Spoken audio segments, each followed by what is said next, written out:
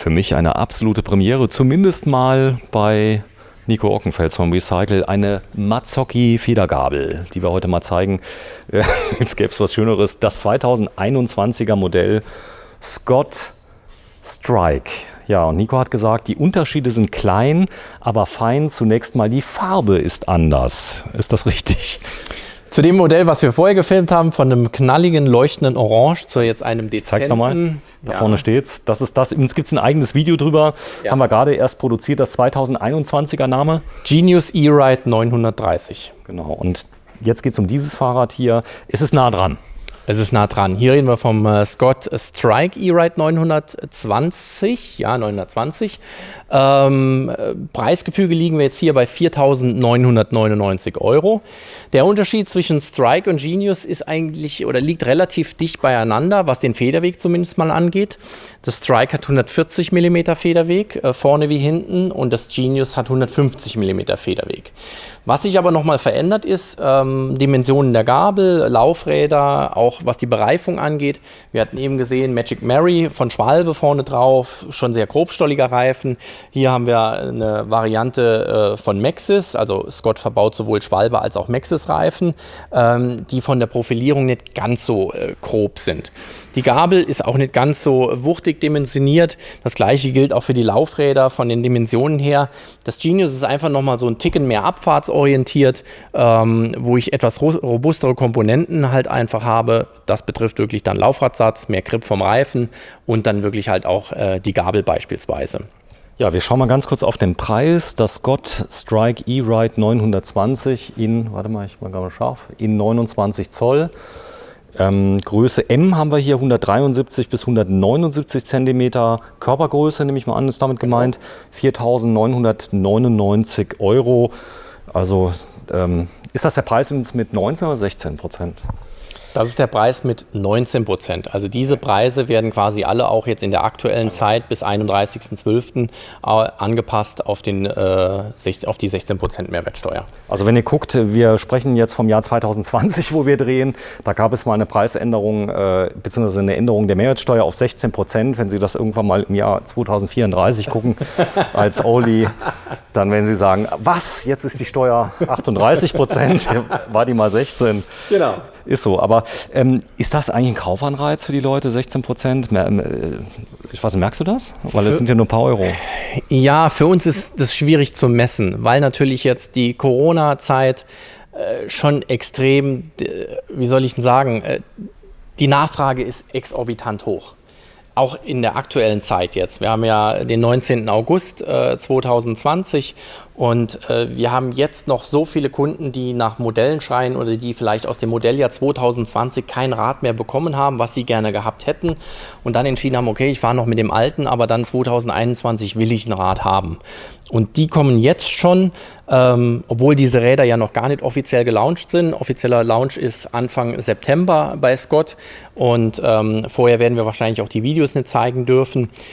Ist wirklich so, dass die Nachfrage schon enorm ist. Und wir hatten ja eben schon den Fall, wir hätten noch ein weiteres Strike gehabt zum Filmen. Das ist jetzt verkauft worden. Der Kunde wollte es auch direkt mitnehmen, weil er so heiß war und gesagt hat, nee, ich will heute Abend schon eine Runde drehen. Edgy Badge. Wir haben nicht zu viele Faktoren, wirklich Corona, die Leute geben ihr Geld für was anderes aus, aber dennoch wird das Geld dafür ausgegeben, für Spaß, als eigene Belohnung oder wie auch immer man es nennen will. Ihr konntet das dem Kunden nicht mitgeben, es ist noch nicht freigegeben, es ist so. Und das heißt, ihr könnt ja auch ein Video schießen davon, das einfach mal ins Netz stellen. Das ist, wir drehen heute am 19. August 2020, offizielle Vertriebsfreigabe zum Monatsende, richtig? Ist, ich glaube, 1. oder 3. September wird der Termin sein, wo die Modelle offiziell gelauncht werden, dann auch folglich bei uns auf die Webseite kommen, auch dann bestellbar sind. Das dauert jetzt halt alles noch so ein bisschen. Wir sind jetzt immer noch in der Planungsphase, das heißt sowohl für uns als auch für die Hersteller. Und wir sehen aber aktuell schon, dass die Nachfrage extrem groß ist. Und ich kann aus aktueller Sicht eigentlich nur jedem empfehlen, jemand, der sich dafür interessiert, sollte sich auch früh entscheiden. Uns geht es nicht darum, jetzt das schnelle Geschäft zu machen. Wenn er sagt, nee, ich warte bis in den Februar oder in den März, ist das absolut legitim. Aber dann darf man nachher nicht böse sein, wenn es wirklich heißt, das Ding ist ausverkauft. Und wir haben jetzt schon zum Teil Räder, wo wir sagen müssen, okay, wir haben ein gewisses Kontingent und mehr gibt es leider nicht. Für 2021. Für 2021, weil wir oder gerade die Hersteller einfach an Kapazitätsgrenzen kommen. Das heißt, da kriege ich jetzt nicht so viele Bosch-Motoren, wie ich haben will, oder so viele XT-Schaltwerke oder Rahmen. Man ist auf Zulieferer angewiesen. Wir stecken immer noch im Thema Corona drin. Also es gibt viele Unternehmen, die das noch nicht so gut überstanden haben und die Kapazitäten auch nicht so hochfahren konnten. Und das muss erstmal geschafft werden. Und aktuell ist es einfach so, dass wir auch unser Ladenlokal erstmal wieder füllen müssen, unser Lager füllen müssen. Ihr müsst die Fahrräder auch aufbauen. Richtig, genau. Es ist also kein Produkt, was ich einfach nur aus der Kiste nehme und sage, hier kannst du mitnehmen, sondern es muss ein Mechaniker das Rad einstellen, aufbauen, montieren. Und in diesem Jahr ist es wirklich ein Ausnahmezustand. Nichtsdestotrotz sind wir gewappnet. Wir haben gut bestellt. Nichtsdestotrotz können wir natürlich aber auch nicht alle Räder auf den ersten Liefertermin haben. Das gibt der Hersteller nicht her. Auch diese Räder, die wir hier haben, sind quasi, man muss schon fast sagen, handverlesen, weil jeder will jede Menge Räder haben. Also ich würde jetzt von dem auch 20 Stück nehmen. Ne? Ich kriege aber nur 2. Weil mehr geht jetzt aktuell nicht, damit auch andere Händlerkollegen was von dem Kuchen halt jetzt im Moment, aber es kann sein, dass du noch welche kriegst. Das heißt, wir kriegen noch welche, ja, aber ich kriege jetzt nicht 20 sofort. Und das erschwert es halt auch immer noch aufgrund der aktuellen hohen Nachfrage. Und das ist ja wie in der DDR, ja, früher. Da musste auf den Trabi auch. Aber es ist wirklich so, vielleicht 2 Faktoren, wir hatten uns im Vorfeld drüber unterhalten, bevor wir auf die Details vom Rad ja mal zu sprechen kommen. Ja. Großes Thema ist natürlich auch, dass diese E-Mountainbikes absolut angekommen sind. Das heißt, wir haben jetzt natürlich den Fall, der Nachbar hat es, er zeigt es den Nachbarn. Das ist fast eine Exponentialfunktion, die jetzt stattfindet. Also jeder ist jetzt bereit. Das Thema, E-Bike, ich bin nicht sportlich, ist ganz durch, glaube ich. Selbst, also Sportler fahren jetzt E-Bikes mittlerweile und können noch mehr trainieren, noch mehr Up und Down fahren. Ist das so, kann man sagen? Also es ist jetzt in der ganz absoluten breiten Mitte angekommen und nicht nur in speziellen Bereichen? Ja, also die Bandbreite ist einfach groß. Ne? Also man nimmt jetzt die sportive Gruppe, 10 Mann drin. Ich sage immer so, das schwächste Glied fängt an, der kauft sich ein E-Bike, weil er keinen Bock mehr hat, immer der Letzte zu sein. Dann kommt natürlich der Vorletzte und dann geht die Kette durch. Ich würde sagen, mittlerweile sind wir schon bei dem 6. oder 7. Fahrer angekommen. Der immer noch die meiste Kondition hat, hält sich noch wacker. Aber der sagt dann zum Beispiel auch mit meiner Frau, okay, dann nehme ich mir auch ein E-Bike und mit der fahre ich dann E-Bike. Ne?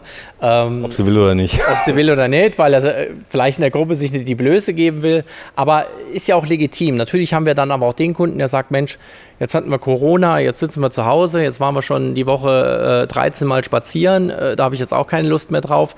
Ich will irgendwas machen, wo mir Spaß macht. Und ob das jetzt auch mit Übergewicht zusammenhängt, wo das Thema Bewegung, muss jetzt nicht... Ich zeige das mal gerade bei dir. Das ist das Thema. Das Übergewicht oder was? Nee, ist aber wirklich so, dass ganz viele jetzt im Alter sagen, ich will mich mehr bewegen. Der Arzt hat gesagt, hier genau. Die Herzfunktion, die Koronalfunktion, mach mal was für dein. Ja.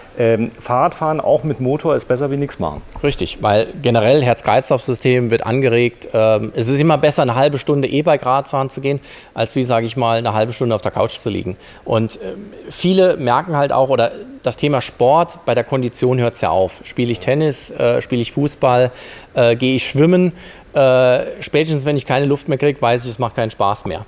Und das mit dem E-Bike, auch wenn ich jetzt nur im hohen Modi fahre, Turbomodus bei einem Bosch-Antrieb, es macht einfach Spaß. Und selbst der Übergewichtige sagt, Mensch, bewegen ist ja auch cool. Und will jetzt nicht nur auf diese Sparte jetzt ausgehen, aber es ist ja einfach so, desto schlechter ich mich bewegen kann, das kann jetzt auch irgendwas anderes sein, eine Hüft-OP oder sowas, ich bin einfach eingeschränkt, aber dennoch soll die Bewegung halt da sein, um den Bewegungsapparat wieder ins Laufen zu bringen. Dann ist aber Laufen schlecht, weil die Schläge natürlich relativ direkt übertragen werden. Bei so einem vollgefederten Rad habe ich eine kreisrunde Bewegung. Ja. Und vor allen Dingen habe ich den Komfort, also Thema Bandscheibenvorfall zum Beispiel. Ne? Ich brauche einfach den Komfort, weil die harten Schläge nicht mehr gesund sind. Ein vollgefedertes Rad spiegelt jetzt nicht mehr das Fahrrad dar. Also vielleicht für alle nochmal vollgefedert heißt, wenn du mal kurz oben auf den Sattel drückst, ich fahre jetzt beim Bordstein zum Beispiel, also das schluckt das fast komplett weg. Genau, wir haben ein Fahrwerk im Endeffekt wie bei einem Motorrad. Ne? Also wir haben vorne die Federgabel, wir haben den Dämpfer und das bringt ja nicht nur, sage ich mal, bei Abfahrten mehr Laufruhe, sondern halt auch mehr Sicherheit irgendwo, mehr Kontakt zum Boden. So, das Rad bleibt immer am Boden? Ja, es ist ja wie mit dem Motorrad auch. Überleg mal, du fährst Motorrad ohne Federung. Bei der nächsten Bodenwelle bist du weg. Ne? Also, und das ist halt wichtig und das ist ähnlich beim Fahrrad halt auch. Das habe ich vorne auch, gell? Genau, vorne auch mit der Federgabel. Aber auf was ich hinaus will, ist, ein vollgefedertes Rad ist heute nicht mehr nur ein Rad, wo ich sage, ich fahre querfeld ein und berg runter und lasse es nur noch frei laufen. Hier geht es vor allen Dingen um Komfort für mich. Und klar braucht man da keine 160, 170 mm Federweg. Aber der Federweg bietet halt einfach Komfort. Also Thema Bandscheibenvorfall ist so ein gewisser Punkt. Das haben wir schon vor 20 Jahren, wie die ersten vollgefederten, sage ich mal, unserer Marken rauskamen. Thema Bandscheibenvorfall, wo der Arzt gesagt hat, okay, Fahrradfahren geht, aber Sie müssen was Gefedertes haben. Dann gab es die gefederten Sattelstützen damals schon, aber das war halt auch nicht das Gelbe vom Ei. Und ein vollgefedertes System arbeitet halt voll aktiv. Sicherlich sind auch die gefederten Sattelstützen deutlich besser geworden, aber das ist schon mal was anderes. Es ist natürlich auch mehr Geld, was ich investieren muss, aber es gibt ja heute auch viele Möglichkeiten, ob das jetzt vielleicht das Arbeitgeberleasing ist zum Beispiel, um so ein Rad kostengünstig zu finanzieren. Nicht nur das, sondern auch Steuern zu sparen, wenn ich noch arbeiten gehe. Genau. Also da gibt es so Jobrad, da haben wir ein extra Video gedreht zu, kann man sich uns angucken, einfach mal Jobrad eingeben, Erklärung. Vielleicht noch jetzt mal eine Frage, das Thema, ich habe das größere Fahrrad, das bessere, das tollere, die bessere Marke und so weiter. Ich sag mal, jetzt ist das Scott ist ja schon so eine Speerspitze. Also wenn man damit natürlich einen jungen Menschen, der gerne Downhill fährt und jetzt bin ich vielleicht ein bisschen älter, du hast ja viele Leute, die kaufen sich Fahrräder auch nur, damit sie von A nach B fahren. Die sind da jetzt nicht, die fahren auf der Straße mit. Ist das legitim? Klar, es ist alles legitim. Also wenn ich die finanziellen Mittel dafür habe, um es mir leisten zu können, oder das ist zu sagen, nicht schlimm. Nein, das ist nicht schlimm. Also ich muss jetzt nicht zwingend im Bike-Club und dann dort auf der wie nennt sich diese Strecke, wo man drückt, auf der auf dem Pump-Track sein. Genau. Sondern ich darf auch ganz normal mit so einem Scott E-Ride für 5.000 €, ich sag jetzt mal, auf dem Feldweg fahren. Klar, du kannst doch das 10.000 € Rad nur in die Eisdiele bewegen. Das bleibt dir ja überlassen. Das ist schlimm. Wie ist das? Schlimm ist es ja immer nur für den, der kein Verständnis dafür hat, so gesehen. Wenn ich das aber gut finde und ich sage, okay, dafür gebe ich das Geld aus. Wenn das ja mein Hobby ist und genau. ich sag mal, andere Leute fahren Ski oder die fahren einmal in Sommerurlaub für 10.000 €, dann ist das deren Hobby, aber hier habe ich ja die nächsten Jahre was davon. Genau, also es ist einfach so, ich habe mit dem Thema Fahrrad ja viele Möglichkeiten. A, habe ich ein Sportgerät irgendwo halt auch. Andererseits habe ich aber auch ein Fahrzeug, um von A nach B zu kommen. Jetzt können wir natürlich auch den Grundgedanken spiegeln, Umweltbewusstsein, Elektromobilität. Elektromobilität. Also es gibt ja viele positive Faktoren für mit einem E-Bike zu fahren oder sich ein E-Bike zu kaufen. Aber ich sage halt immer, jeder muss ja selber wissen, für was er sein erarbeitetes Geld ausgibt. Und das ist ja mehr als legitim. Wenn ich Porsche fahre, muss ich auch nicht auf der Rennstrecke fahren. Ja, aber nichtsdestotrotz, das Fahrrad ist sehr leicht, also im Vergleich zu einem Auto. Ich kann mich auch von A nach B bewegen. Das heißt also, mein CO2-Print ist hier extremst gering. Die Reichweite gigantisch. Du kannst also im kleinsten Modus über 100 Kilometer fahren mit einer Akkuladung. Das hängt natürlich Körpergewicht ab und wie ich fahre. Aber für Leute, die sagen, ich will mich umweltbewusst bewegen und dabei noch was, ich sag mal, für die Kondition tun, ich sage jetzt mal ehrlich gesagt 5.000 €, ein E-Auto, Einstiegsmodell, Golf, kostet auch 25 Kilo. Ja, klar. Also auch Thema Reichweite. Wir hatten das in dem anderen Video schon gezeigt gehabt. Also wir haben hier auch bei dem Rad einen 625 Wattstunden Akku drin. Wir haben über den Range Extender, also eine Adapterplatte, die Möglichkeit, einen weiteren externen 500 Wattstunden Akku oder auch 400 Wattstunden gibt es ja auch. Der ist dann da oben drauf? Der sitzt hier oben drauf, genau. Diesen hier auf die Halteplatte zu montieren. Und dann habe ich statt 625 Wattstunden auf einmal 1125 Wattstunden. Dann reden wir schon über eine Funktion, da kann ich zum Beispiel die halbe Mosel einmal rauf und runter fahren. Erweiterst du natürlich die Reichweite enorm. Für denjenigen, für den das interessant ist oder ich sage jetzt mal eine Alpenüberquerung macht und sagt, okay, ich will schon irgendwie weit kommen und Höhenmeter sind halt auch viele mit dabei, für den ist das durchaus interessant. Also diese Eigenschaften, die wir eben schon gezeigt haben, auch das Thema Twinlock-Technologie, 3 verschiedene Modi. Sag mal bitte. Zeitgleiche Ansteuerung, das heißt zum einen hier der volle offene Federweg, in dem Fall 140 mm. Mit der nächsten Hebelstellung haben wir, umgerechnet sind es jetzt 90 mm Federweg, beim anderen waren es 100. Zeitgleiche Ansteuerung von Gabel und Dämpfer. Das heißt, das Rad arbeitet immer noch so sensibel wie vorher halt auch. nur wird der Endfederweg einfach progressiver. Die letzte Möglichkeit, du siehst es jetzt unten, wo du drauf zeigst, der Zug gibt die Bewegung vor, blockiert jetzt das komplette Fahrwerk in der letzten Einstellung. Ne? Das Blockieren ist zum Beispiel, wenn ich einen Berg hochfahre? Genau, berghoch, Wiegetritt beispielsweise, wo ich sage, okay, ich brauche jetzt eigentlich gar keine Federung, es ist nur asphaltiert, ist das die letzte Möglichkeit dieser Einstellung dann ganz einfach. Und mit dem kleinen Hebel geht es dann wieder. Ich zeige das mal gerade nochmal. Übrigens, vielleicht große Empfehlung, wenn Sie auf YouTube sind, geben Sie mal bitte 2021 Scott Genius E-Ride 930. Genau, da haben wir nämlich andere Themen nochmal beleuchtet, die sehr ähnlich sind zu hier, wie zum Beispiel Twinlock, die Twin-Dock-Einstellung, die Technologie, die es hier gibt. Das Display, da sind wir nochmal kurz drauf eingegangen. Also das muss man vielleicht jetzt nicht nochmal machen, aber dann am besten mal beide angucken, weil die sind doch sehr ähnlich, die Fahrräder. Genau. Und vielleicht eine Sache, wo wir das letzte Mal gar nicht drauf eingegangen sind, ist die verstellbare Sattelstütze. Die kommt bei beiden mit. Ja. Also bei allen vollgefederten Modellen im Scott-Sortiment haben wir eine absenkbare Stütze. Das ist so ein bisschen auch State of the Art geworden. Vorteil oder der Ursprung der absenkbaren Sattelstütze ist halt einfach, dass ich im Trail die Stütze absenke und einfach mehr Schrittfreiheit habe. Nach hinten auch, wenn ich hinter den Sattel gehe, einfacher wieder nach vorne komme. Auch hier gab es so eine gewisse Zweckentfremdung. Ich komme vielleicht nochmal auf die Hüft-OP zurück, kriege das Bein leider nicht vom Winkel so weit gehoben. Dann kann ich mit der Sattelstütze runter. Wenn du mir das mal kurz zeigen kannst, dass wir das mal, also du, das hier an dem, weil ich genau, stehen habe. du hast nämlich vorne hast du einen Hebel, richtig? Zeig mal bitte. Genau, wir haben hier den Hebel. Das heißt, hier drücke ich drauf und dann mit meinem Körpergewicht schlussendlich drücke ich die Stütze runter und dann bleibt sie in der Position.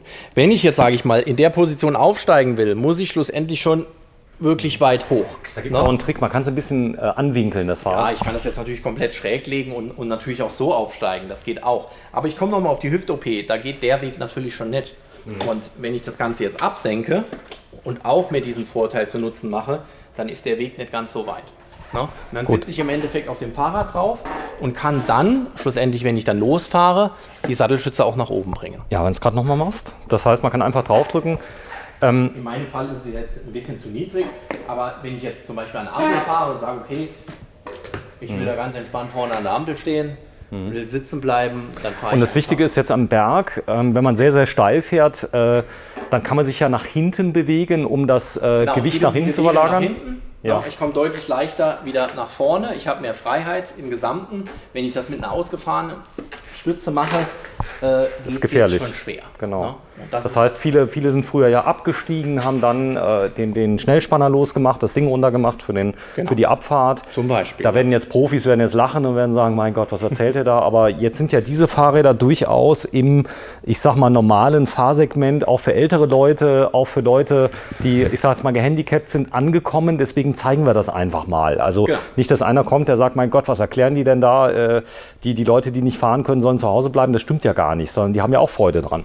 Die Bandbreite ist mittlerweile groß. Wir haben wirklich für so ein Produkt, wo wir sagen, okay, das wurde für den Mountainbiker gemacht, der einfach sagt, okay, ich brauche jetzt bei der Abfahrt, will ich nicht Schnellspanner auf, Sattelstütze runter, zu, oder der dann sagt, okay, dann fahre ich die paar Meter berghoch halt im Stehen. Der wird jetzt sagen, okay, was erzählen die in dem Video? Aber hier geht es wirklich um die Faktoren, das haben wir halt auch festgestellt. Ich habe einen guten Kunden in Riegelsberg, frische Hüft-OP, hatte das Rad schon gekauft, die OP kam einfach halt mal so dort dazwischen und dann hatte der die Sattelstütze einfach dafür benutzt, um aufzusteigen. Und die Bewegung hat ihm eigentlich auch sehr gut getan. Ne? Also für den ganzen Bewegungsapparat von der OP, der sollte jetzt nicht zu Hause sitzen bleiben und warten, bis die Hüfte nochmal fit ist. Ne? Sondern die Bewegung braucht es einfach. Und da war das Radfahren Nummer 1. Also Laufen wäre nicht machbar gewesen für ihn. Ne? Und mit dem Rad wurde er da relativ schnell auch wieder fit und die Mobilität hat er auch dann direkt wieder schnell erlangt. Und deswegen sehen wir halt verschiedene Möglichkeiten. Also absenkbare Stützen haben wir durchaus halt auch im normalen Mountainbike-Bereich oder rüsten die selbst auch zum Teil im Trekkingrad-Bereich nach. Auch in der Erstausrüstung haben wir solche Produkte schon. Schön. Ja, hier vorne sieht man an den Bosch CX, da gehen wir vielleicht mal nochmal zu dem anderen hin, dass wir es mal zeigen. Da gab es nämlich früher immer so kleinere, vordere Ritzel, die sind jetzt groß und da kann ich eins dran sehen, dass die Übersetzung hier anders ist wie bei den alten Bosch-Motoren. Genau, also was hat sich geändert? Vom Modelljahr 2019 müssen wir jetzt zurückgehen zu dem Generation 4. Der Motor ist deutlich kompakter geworden. Wir haben richtig an Masse verloren, wir haben aber auch an Gewicht verloren. Wir haben jetzt ein Gewicht von 2,9 Kilo. 2,9. Sind gekommen von 3,9 Kilo, also wirklich 25% knapp weniger. Ja, augenscheinlich, das Ritzel ist größer, hängt damit zusammen, dass der frühere Performance CX oder die Performance-Motoren in der Verbindung mit dem Getriebe standen. Das heißt, ich habe immer einen gewissen Widerstand halt noch gehabt, den ich mitdrehen musste, wenn ich über 25 km/h oder ohne Unterstützung gefahren bin. Das war immer so ein bisschen das Manko auch oder die Kritik an dem Motor, den es aber auch immerhin 4 Jahre im Markt gab. Und mit der Generation 4 seit 2020 ist das quasi komplett aufgehoben worden. Also das Getriebe ist komplett entkoppelt im Falle über 25 km/h oder ohne Motorunterstützung. Und was jetzt zum Modelljahr 2021 hinzukommt, ist, dass wir per Software-Update von 75 Newtonmeter auf 85 Newtonmeter gehen können. Ja, das kostet mehr Strom, ne? Also die Reichweite wird nicht mehr, aber die Power ist halt einfach mal mehr da. Der EMTB-Modus wurde auch nochmal zusätzlich angepasst. Ich kann aber wählen. Ich kann weiterhin auch die 75 Newtonmeter haben, wenn ich sage. Preis vom Update, wenn ich einen alten Motor habe? Update machen wir, liegt bei 24,95. 24,95 Euro. Genau, geht eigentlich auch relativ schnell und direkt. Wir rechnen ungefähr, sage ich mal, eine halbe Stunde. Rad müssen wir anschließen, müssen die Software auslesen. Das darf ich auch bei dir machen, wenn ich kein Kunde bin. Ja, also klar. das Fahrrad nicht bei dir Also kaufen. wenn jetzt jemand ein Rad von einer anderen Marke hat mit einem Bosch-Antrieb, wir können jeden Bosch-Antrieb bearbeiten. Wir können auch die Gewährleistung dafür bearbeiten. Auch das machen wir. Wir sagen jetzt nicht, geh bitte dahin, wo du es gekauft hast. Bei uns ist jeder Kunde willkommen und wir sind auch gern bereit. Natürlich klar, eigene Kunden haben natürlich einen gewissen Vorrang. Auch die Vorlaufzeiten in der Werkstatt sind in diesem Jahr so lang wie noch nie. Aber es geht, du schmeißt jetzt nicht raus. Wir schmeißen keinen raus, nein, auf keinen Fall. Und David will ich einfach auch nur sagen, es ist schön, wenn ich selbstständig das Modelljahr 2020 hatte, kann ich updaten auf 2021, was nur den Motor angeht. Also wir aktuell spielen die neue Software komplett schon auf die neuen Räder, selbst wenn wir auch jetzt noch ein 2020er Modell haben. Das Rad hat das dann auch schon. Und von daher macht das Ganze dann auch so ein bisschen rund. Kleines Detail, was ist denn in Gottes Namen Deore XT? Weil ich habe nur XT blinken gesehen, habe ich gedacht, mein Gott, aber was denn Deore XT? Ja, Deore heißt sie eigentlich immer schon, nur alle kennen sie namentlich nur als XT-Gruppe, aber auch eine Deore XT oder Deore XTR, dieses Namenbleibsel ist immer schon dabei gewesen. Das ist aber nicht die XT. Doch, das ist also wir sprechen von der aktuellen 12-fach XT. Schaltwerk jetzt. Das heißt, meine schöne Deore, meine schöne XT ist in Wirklichkeit eine Deore XT. Mhm. Da stand aber vorher nicht Deore drauf. Ja, keine Ahnung, warum es so ist, aber im Endeffekt Deore hat immer schon mit dazu gehört. Ist also nicht schlimm. Es gibt aber auch eine reine Deore-Schaltgruppe in der Mittelklasse. Ja, das meinte ich damit. Also das ist jetzt nicht die Mittelklasse, sondern das ist auch kein Mix aus dem. Das ist die XT. Ich kann mich dann rühmen, ich habe eine XT. Ja. Und 12-fach sogar. 12-fach sogar. So, sehr schön. Ja, kommen wir noch mal kurz auf die Kettenbreite zu sprechen bei einer 12-fach. Also die haben jetzt Power 85 Newtonmeter. Da reißt schon mal eine Kette, muss man sagen. Also wenn ich da natürlich voll trete am steilen Hang im niedrigsten Gang oder und so weiter. Also es kommt schon mal dazu. Aber die Ketten können das mittlerweile, oder? Ja, die Ketten können das. Ich meine, das war auch ohne Motor schon so, dass eine Kette reißen kann. Ja, bei mir noch nie. Ob es jetzt, ja gut, muss halt auch die passende Power halt aufs Pedal bringen. Lass das mal so stehen. Nee, also klar, die Belastung an sich ist deutlich höher. Man muss jetzt mal einfach mal sehen, der Motor, egal ob jetzt 85 Newtonmeter, ist immer die Frage der Entfaltung halt auch, wie viel prozentual der Motor dann auch wirklich auf die Kette bringt. Zuzüglich natürlich der eigenen Kraft halt auch noch, ist schon enorm. Nichtsdestotrotz, auch wie das früher schon galt, ich kann jetzt nicht bei voller Belastung und dann noch 5 Gänge gleichzeitig schalten, das macht man einfach nicht. Ne? Da muss immer noch die Sorgfalt halt auch sein, dass das so nicht funktioniert. Selbst wenn die Ketten deutlich steifer geworden sind, auch verschleißärmer irgendwo, weil sie natürlich schon darauf ausgelegt sind, diese Kraft halt auch zu halten. Also wir haben nicht mehr jetzt wie eine klassische Kette wie früher, nur ein bisschen schmäler. Auch die Materialgüte oder alles drumherum hat sich verändert. Heute haben Ketten meistens auch eine gebundene Laufrichtung. Das gab es früher auch nicht, um wirklich eine optimale Schaltperformance halt auch zu erzielen. Und das macht im Großen und Gesamten halt natürlich auch den Unterschied dann einfach aus. Okay. Was mich auch noch interessieren würde, ist das Thema Aufladen. Da gab es immer viele Fragen. Muss ich das Fahrrad denn immer zum Aufladen mitnehmen oder kann ich den Akku hier rausnehmen? Das haben wir beim letzten Mal auch nicht gezeigt. Kann man ihn rausnehmen? Ja, die Frage wird häufig gestellt. Das heißt also, viele Kunden kommen auch und sagen, nee, einen integrierten Akku will ich gar nicht, weil den kann ich ja dann nur am Rad laden. Ich kann diesen Akku genauso rausnehmen. Wir haben hier den Zylinder beispielsweise auf der Seite sitzen. Sag mal bitte. Das Schloss. Genau, das Schloss. Ich muss die Kappe eigentlich nur lösen und mit dem Zylinder öffne ich das und kann dann den Akku. Aber nicht unten, dass der unten rausgeht, der geht nach vorne raus, ganz normal. Also wie man das kennt. In dem Fall geht der Akku nach unten raus. Nach unten raus. Also okay. der klappt sich hier nach vorne. Da muss ich im Prinzip noch so einen kleinen Zapfen bedienen, damit ich, wenn ich jetzt das Schloss hier aufmache, das Ding nicht gleich runterfällt. Ne? Es geht ja auch darum, wenn ich, was weiß ich bin jetzt irgendwo, ich habe das Fahrrad vielleicht im Wohnwagen stehen und will aber trotzdem den Akku aufladen oder was weiß ich auch immer. Also das ist kein Problem. Wenn ich jetzt sage, okay, ich habe das Rad sowieso direkt an der Steckdose, ist das die Ladebuchse. Ja. No? Schließe ich also quasi direkt dort an. Ist bei dem orangen Fahrrad identisch. Also alle unsere Räder und Hersteller haben Ladebuchsen im Rahmen. Egal ob Trekking, aber Mountainbike. Die Position, weil wir das eben nicht gezeigt haben, ist bei dem orangefarbenen die gleiche. Genau, okay. Ist die gleiche. Das heißt, dieser Deckel an sich ist natürlich der Schutz dann halt auch für das Produkt. Kann man dann hier drüber fixieren. Und ich kann aber auch den Akku entnehmen, wenn ich sage, oh, die Steckdose ist aber 200 Meter entfernt im Haus und ich lasse das Rad aber immer in der Garage, da habe ich aber keinen Stromanschluss. Geht das auch. Ich denke nur, jetzt kaufe ich 2 gleiche Fahrräder. Ja. Machen ja Leute schon mal. Für den Mann und für die Frau, die haben dieselben Akkus. Kann ich es während der Fahrt auch tauschen? Ist das hier bei dem praktikabel? Geht. Das geht. Also das zeigst du auch, dass jetzt nichts, dass ich das studiert haben muss, als Spezialwerkzeug, Schlüssel reingeht. Schlüssel und dann rein und dann geht es auch. Es gibt also Spezialisten, die kaufen gleich 2 Fahrräder, haben dann zweimal den gleichen Akkus. Ich fahre alleine, kann ich den zweiten Akku hinten in den Rucksack machen. Auch das ist ein Thema, kommen viele auf uns zu und sagen, okay, wir brauchen gleich einen Akku, weil wir wollen da mal tauschen. Die Frau braucht natürlich nicht so viel Strom wie der Mann selber, fährt natürlich auch ganz anders. Aber in dem Fall muss man wirklich sagen, ist hier kein Problem. Geht. Super.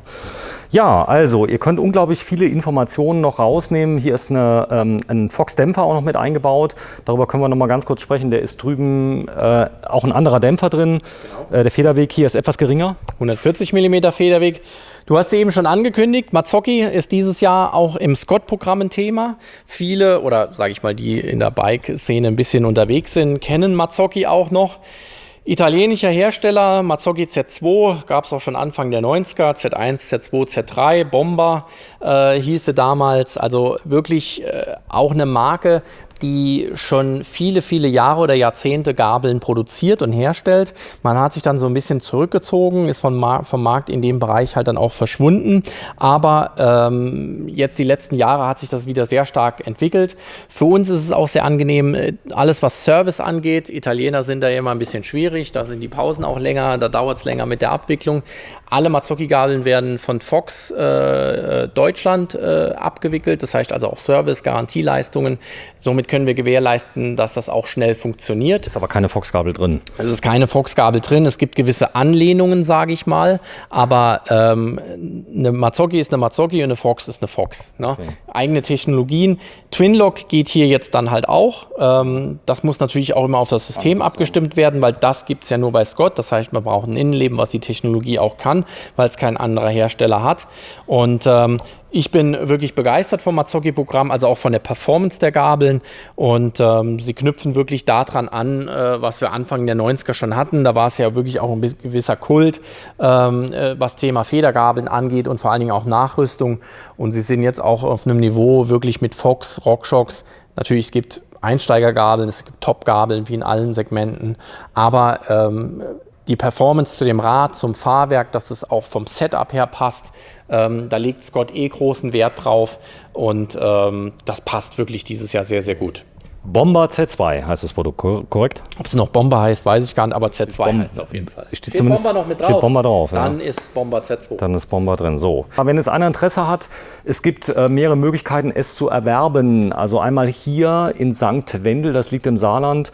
Das ist ungefähr zwischen, sage ich mal, Kaiserslautern und Luxemburg, in der Nähe von Trier, muss man sagen, aber mitten im Saarland, nördlichen Saarland, oder in Riegelsberg, das ist in der Nähe von Saarbrücken. Wir haben schon sehr, sehr ausführlich darüber gesprochen, über die Verfügbarkeit. Das heißt, also man sollte auch nicht zu lange warten, das ist jetzt kein Verkaufstrick, denn ich sag mal, wenn man sich entschieden hat, Thema Farbe ist immer so ein Thema, die werden ja teilweise falsch wiedergegeben von den Kameras. Da muss man sich halt drauf verlassen im Versandhandel, und da bin ich auch schon beim Thema, man kann es auch bei dir im Versand bestellen auf WeCycle. Ich zeige mal gerade ein T-Shirt.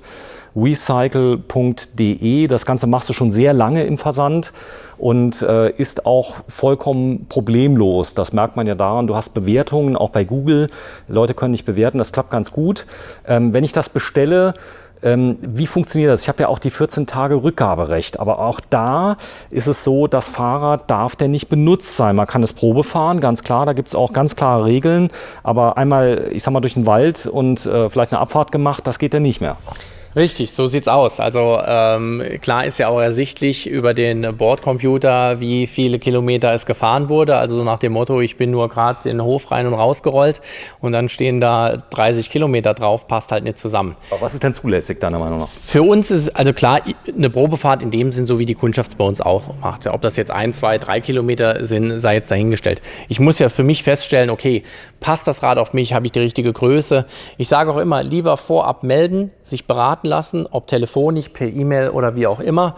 Da gibt es schon viele Sachen, die man vorab klären kann. Wie kommt das Fahrrad bei uns an? Was muss ich alles noch machen? Also klar, Tendenz, Vorderrad raus, Pedale ab, Lenker quer. Das muss ich dann nachher Größe schon machen. Ist ja ein großes Thema. Genau. Die gibt es in verschiedenen Größen, die Fahrräder. Ja, richtig. Und das sieht man bei dir auf der Webseite, die Größen? Genau, wir haben eine Körpergröße auch mit angegeben, weil jetzt so die Größen S, M, L, XL, manch einer sagt, was ist das? Was soll ich damit? Beim T-Shirt habe ich L. Eigentlich bin ich aber nur 1,70 groß, dann wird das Rad definitiv zu groß sein.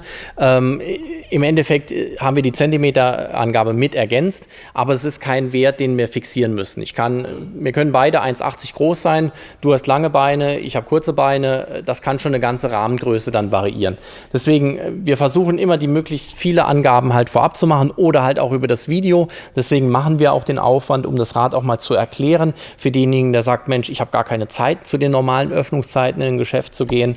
Oder auch gar keine Lust. Oder auch gar keine Lust. Ja. Und deswegen machen wir auch diese Videos, um das Produkt quasi nach Hause ins Wohnzimmer zu bringen oder auf den Campingplatz oder sonst wohin. Und das ist einfach halt wichtig, dass wir die Räder auch erklären. Wir bekommen natürlich auch viel Feedback. Wir wollen uns ja auch verbessern, was die Videos angeht, auf die Fragen eingehen. Thema Akku, wie wir es eben besprochen haben. Also wer da Anregungen hat, kann sich auch diesbezüglich gerne melden. Uns ist das halt auch wirklich wichtig, damit wir schon vieles beantworten können. Wir können nicht alles beantworten, aber die Zielsetzung für das Modelljahr 2021 ist ganz klar, dass wir über viele Räder Videos machen werden. So ist es, ja. Also ihr könnt es bestellen im Internet. Ganz interessant ist das Thema Wertgarantie. Wertgarantie, ja. Wertgarantie, das ist ein Dienstleister, der aus Deutschland kommt. Richtig. Der kommt aus dem Rental-Bereich, früher Farbfernseher, die Leute, die das noch wissen, in den 70er Jahren. Da konnte man die versichern und die haben sehr erfolgreich, muss man sagen. Du bist ein seriöser Fachhändler, verkaufst oft Wertgarantie, weil es nicht teuer ist und es hat enorme Vorteile, weil sogar der Verschleiß mit drin ist.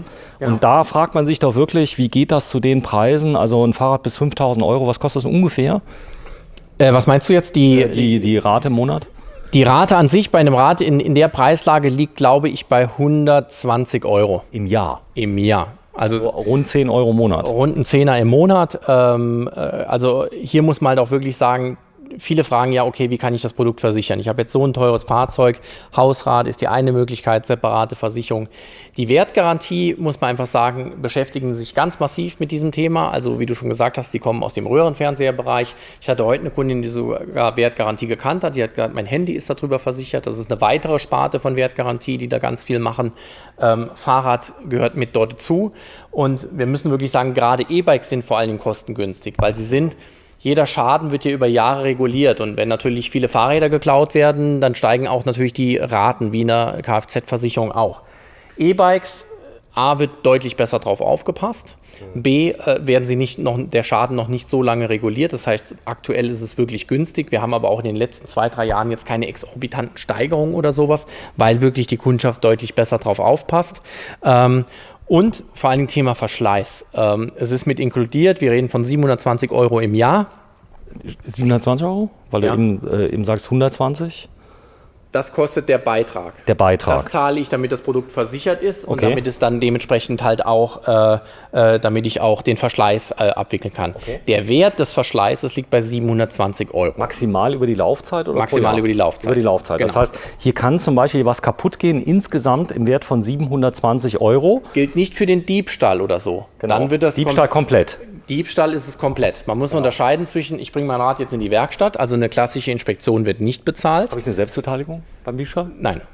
Ohne Selbstbeteiligung. Das heißt, das Ding wird geklaut. Ich habe natürlich ein richtiges Schloss dabei, da gibt es Bedingungen dazu. Ja. Mindestwert, glaube ich, 50 oder was waren es? 49 € sind es, genau, für knapp 50 €.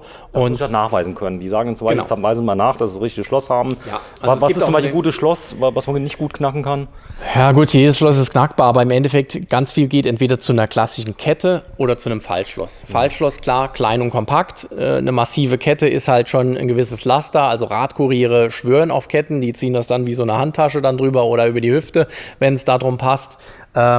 Man muss immer wissen, für was ich es halt nutze. Wenn ich sage, okay, ich stelle es immer auf den Campingplatz, da habe ich die Kette liegen, das massive Produkt, weil ich es nicht mitnehme für Brötchen. So ein Faltschloss, so ein Bordeaux zum Beispiel, da gibt es auch eine andere. Genau, also es gibt von Abus, wir haben Trelog, wir haben verschiedene Hersteller, die das anbieten. Und das gibt es dann. Das heißt, wenn ich das aber habe es abgeschlossen mit einer Kette, habe es am besten noch angeschlossen, muss man fairerweise sagen. Also einfach nur dahinstellen, das Ding wiegt, keine Ahnung, 24 Kilo, kann man auch wegtragen. Ja. Das sollte man nicht so schwer machen. Dann ist das Fahrrad komplett versichert. Wenn ich hier 4.999, ist es dann komplett auch mit 5.000 € versichert? Ja, ist es. Echt? Das heißt, das Ding ist weg. Ich krieg nicht den Zeitwert, sondern was kriege ich ersetzt? Im Prinzip das, was ich für das Rad bezahlt habe oder das dementsprechend für die Neuanschaffung. Cool. Also das ist ja schon mal wichtig. Also nochmal, ich krieg's ja immer nicht auf die Kette. Ich zahle 120 € im Jahr. Dann ist versichert Diebstahl komplett. Quasi. Also der Wert richtet sich immer danach, wie teuer das Produkt ist. Es gibt Preisstaffeln. Ich glaube, beim E-Bike sind es dann bis 2.000, bis 3.000, 4.000 und 6.000 €. Die genauen Staffeln sieht man dann aber auf der Wertgarantieseite. Das Maximal sind 6 und dann bis 6 wird es ersetzt. Und ich kann jetzt aber auch ein Rad für 7.000 € versichern. Nur muss mir klar sein, die letzten 1.000 € bleiben an mir haften. Naja, aber das ist ja zumindest mal nicht also schlecht. Mehr geht aktuell noch nicht. Vielleicht ändert sich das. Aber jetzt geht man zum Beispiel die Gabel kaputt. Wir reden über diese 720 € insgesamt. Über welche Laufzeit ist die? Über die Lebenszeit vom Fahrrad? Über die Vertragslaufzeit? Über die Vertragslaufzeit. In der Regel haben wir einen Jahresvertrag, der sich quasi dann halt auch verlängert oder ich kündige ihn halt fristgerecht. Man muss dazu sagen, dass, nehmen wir mal jetzt das Thema Antrieb. Jetzt bin ich ein Vielfahrer, Thema Verschleiß. Klar, beim E-Bike ist der Verschleiß etwas höher wie bei einem klassischen Rad. Ritzel. Das Ritzelpaket hinten. In dem Fall musst du natürlich schon sagen, so ein 12-fach-Ritzel ab 100 € aufwärts. Ist mit drin. Ist mit drin. Jetzt machen wir die Kette natürlich auch neu. Wir tauschen nicht nur einen Ritzel, die Kette kommt neu.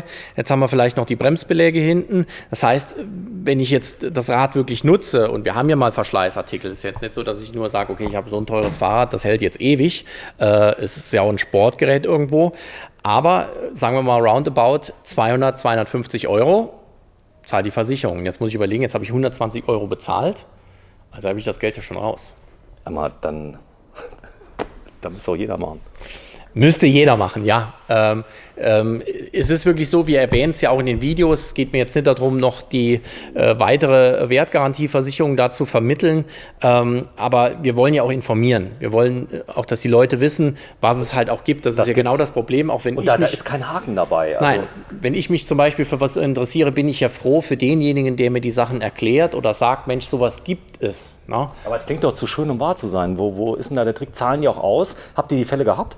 Wir hatten jetzt noch keinen Diebstahl, aber der Vorteil ist halt auch, das, was man vom Kfz schon kennt. Du bringst dein Auto hin, sagst, okay, ich habe einen Kaskoschaden, gibst dir den Schlüssel, sagst, hier steht das Auto, wir gehen das nochmal durch. Wenn ich falle, was ist denn damit? Ja? Ich stürze und der Rahmen geht kaputt. Auch das ist gesichert. Bis 720 €. Genau, also auch das Eigenverschulden. Jetzt nehmen wir mal, keine Ahnung, das Rad ist auf dem Heckträger, ich fahre irgendwo rückwärts und knack, irgendwo fahre ich halt dran. ist es komplett versichert. Okay, verstanden. Also das ist wirklich ein interessantes Produkt, muss man wirklich sagen, wo wirklich auch Sinn macht für diese hochpreisigen Räder, das zu nutzen, egal ob jetzt Mountainbike oder Trekkingrad. Ich kann das natürlich halt auch für ein unmotorisiertes Rad machen. Da ist aber teurer. Da ist es teurer aufgrund der Schadensregulierung. Normale Fahrräder werden schon deutlich länger reguliert. Ich sage jetzt einfach mal 20 Jahre. E-Bikes regulieren wir jetzt vielleicht seit 5 Jahren. Also ist die Schadensquote noch nicht so lang. Aber es ist interessant, dass die E-Bikes, die ja teurer sind unter Umständen, also beim gleichen Segment dann auch günstiger sind bei Wertgarantie. Also es lohnt sich. Wir verspüren halt einfach mehr, dass deutlich besser auf sowas geachtet wird. Ne? Sehr schön. Also das ist ja so, man lässt sowas nicht einfach mal stehen, man guckt drauf, man bindet es ordentlich an. Viele Wohnmobilisten stellen es in die Heckgarage und nicht hinten drauf, weil sie wissen, okay, auf so E-Bikes, da wird auch schon mal gerne Acht genommen. Ja, schön. So, wenn ich dich dann letztendlich als Händler in Betracht ziehe und Wäre schön. was habe ich denn hier für eine Gewährleistung oder Garantie auf dem Fahrrad? Also, wir haben bei den Scott-Modellen im Prinzip eine vierjährige Garantie. Diese ist auch noch erweiterbar auf bis zu 5 Jahre. Alle Teile 4 Jahre? Nein, wir reden immer nur von den Komponenten von Scott. Das heißt, das Kernthema ist der Rahmen. Wenn wir jetzt auf ein Shimano-Schaltwerk oder jetzt sage ich mal auf die Mazzocchi-Gabel gehen, dann unterliegt das den eigenen Gewährleistungen. Die sind wie hoch ungefähr? Wir haben jetzt beispielsweise bei Shimano-Produkten 2 Jahre Gewährleistung. Shimano gibt keine Garantie. No? Das ist die gesetzliche Gewährleistung. Genau, also Gewährleistung ist das gesetzliche vorgegebene, Garantie ist die freiwillige Leistung des Herstellers. No? Und der Hersteller kann natürlich jetzt in dem Fall Scott nicht für Shimano noch eine Garantie übernehmen, das funktioniert nicht. Okay, also aber die gesetzliche Gewährleistung habe ich ja immer. Kernthema wäre jetzt einfach alles, was das Thema Rahmen angeht. Twinlock-Technologie natürlich halt auch, das ist damit inkludiert. Auch die eigenen Komponenten aus dem Hause. Die Laufräder, die sind ja auch... Genau, es sind jetzt Synchros. In dem Fall haben wir jetzt eine Shimano-Narbe in der Verbindung mit einer Synchros-Felge. Die Felge wäre mit drin. Beispielsweise, genau. Aber auch, sage ich mal, solche Sachen wie die Kettenführung ist ein eigenes Produkt von Scott. Hier haben wir die Gewährleistung. Wir sprechen in der Regel aber immer vom Rahmen. Ja? Du hast mir aber gesagt, Scott ist sehr kulant. Also wenn da mal was passiert, was nachvollziehbar ist, also wo die wirklich sagen, das hilft uns sogar weiter, das Produkt besser zu entwickeln, da kann man eine Anfrage stellen, kann das da hinschicken mit Fotos, allen drum und dran. Da hast du schon tolle Sachen erlebt. Du arbeitest seit Jahrzehnten schon mit Scott zusammen. Ja, wo du noch sehr jung aussiehst. Seit über 25 Jahren, danke für das Kompliment. Ich muss wirklich sagen, also gerade was die Thema Garantie oder Gewährleistung oder generellen Servicegedanken angeht, ist für mich die Marke Scott die absolute Nummer 1. Weil das Team, was dort ist, ich war jetzt selber nochmal vor Ort zur Präsentation der neuen Räder. Man lernt die Jungs dann halt auch mal kennen oder kennt sie vielleicht auch schon. Und das ist wirklich eine lockere Truppe, die das wirklich im Griff hat. Natürlich auch Scott selber gibt Budget dafür frei, dass es auch so ist. Ohne Budget funktioniert das nicht. Und das ist also auch wirklich sehr, sehr hoch bemessen. Und ich will jetzt nicht sagen, dass wir alles immer durchkriegen. Man muss halt auch wirklich sagen, es gibt Sachen, die kriegen wir natürlich nicht durch. Aber dann weiß auch jeder selber, was er gemacht hat. Aber alles, was im Zweifel ist, die Zielsetzung ist einfach, den Kunden zufriedenzustellen. Wenn ich natürlich eigenwillig hier mit dem Hammer draufgehauen habe und sage, das Ding hat eine Beule, ich weiß gar nicht woher, die muss von Anfang an sein, sorry, dann geht das natürlich nicht. Scott ist eine deutsche Marke, korrekt? Nein, falsch. Amerikanische. Der Ursprung ist amerikanisch mit Ed Scott. Erfinder oder sage ich mal, die ersten Skistöcke sind von Scott. Schweizer oder was? Ja, also alles, was jetzt das Thema angeht, ist Schweiz. Die sprechen ja teilweise auch Deutsch. Die sprechen auch gutes Deutsch, also man kann sich mit denen verständigen. Ja. Das heißt, alles, was die Marke Scott angeht, in den verschiedenen Sparten, ob jetzt Ski, Motocross, Running oder halt auch Bike, das sind die 4 Steckenpferde, die Scott einfach hat. Das heißt, sie sind in allen Segmenten halt auch sehr, sehr aktiv. Ist natürlich so, dass gerade auch das Thema Fahrrad mit das Zugpferd ist, definitiv. Dort sind sie mit am stärksten, auch am etabliertesten, auch wenn es jetzt nicht das erste Kernprodukt war. Ich glaube, Ende der 80er hat man damit begonnen. Ich glaube, 86, 87 habe ich da was gesehen in der letzten Magazin, wo ich dort war. Und es ist schon wirklich sehr, sehr interessant, was in den letzten Jahrzehnten einfach halt auch passiert ist mit der Marke. Und es ist wirklich für uns ein absoluter Partner, muss man sagen. Gerade in der heutigen Zeit ist Partnerschaft auch nicht immer immer das, wovon ein Konzern oder eine Firma getrieben wird. Das sind dann eher die Profite und alles. Aber hier ist es wirklich wichtig, eine gute Zusammenarbeit zu haben, das technische Know-how halt auch zu den Produkten, gerade was die Mechaniker angeht. Also wir kennen uns auch aus mit einem Rad, was jetzt 20 Jahre alt ist von Scott, und sind auch immer wieder froh, solche Räder halt auch zu sehen, dass sie wirklich da noch aktiv gefahren werden. Ja, also macht das Gesamte einfach rund. Und für den Kunden, und das ist ja immer der Aspekt für uns, gerade Garantie oder Gewährleistung oder Probleme mit einem Produkt, will man ja relativ schnell erledigt haben. Du hast aber jetzt kein Geld von Scott bekommen für diese Aussage. Leider nicht, das wäre schön. Leider nicht, sag's nochmal. Leider nein. Du bist unabhängiger Händler, muss sagen, du machst das schon ewig. Also nicht, dass die Leute jetzt denken, der macht hier so Lobeshymnen auf Scott. Das ist... Nee, es wäre schön, wenn ich Geld bekommen würde, aber schlussendlich muss ich denen Geld für die Produkte zahlen, damit ich sie bekomme. Liebe Scott-Leute. Bewerbungsvideo. Nee. Wenn dieses Video hier, ich sag mal, entsprechend wichtig ist, ja, bezahlt ihn doch mal dafür, dass es gemacht hat. Nee, schön. Es ist ja schön zu hören, dass es sowas noch gibt. Ich muss auch dazu sagen, die Produkte made in Germany, früher war es ja so, man konnte kaum noch produzieren in Deutschland. Rahmen kommen aus Fernost, ganz klar, aber auch das Assembling und so weiter, das findet immer mehr in Deutschland statt. Das ist so wie, ist es bei Scott? Bei Scott ist es Belgien, Holland. Europa.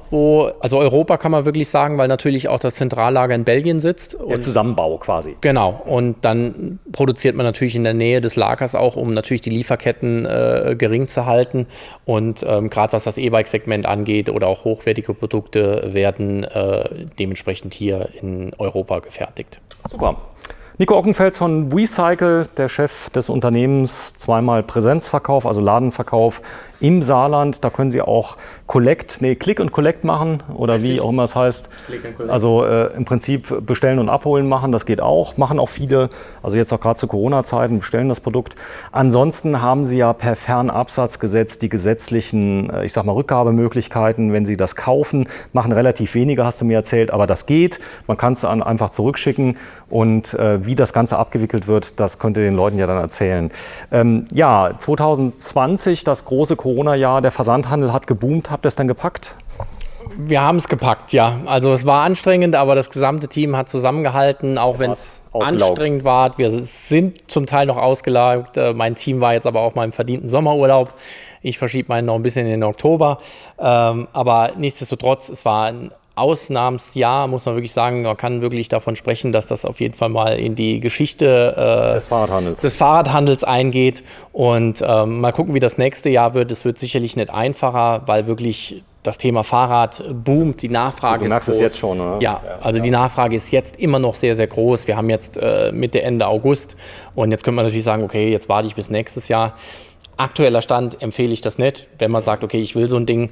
Wir können gerne sagen, Sie holen es erst im Februar ab, aber wenn Sie schon ganz klar wissen, Sie wollen dieses oder ein anderes Rad, sichern Sie sich das Fahrrad. Ja, ganz zum Leidwesen der Urlaubsbranche, die natürlich stark gelitten hat unter dem ganzen Thema, aber viele Leute haben ja ihr Geld, was sie für den Urlaub dann ausgegeben haben, dann in E-Bike oder in die lokalen Angebote gesteckt.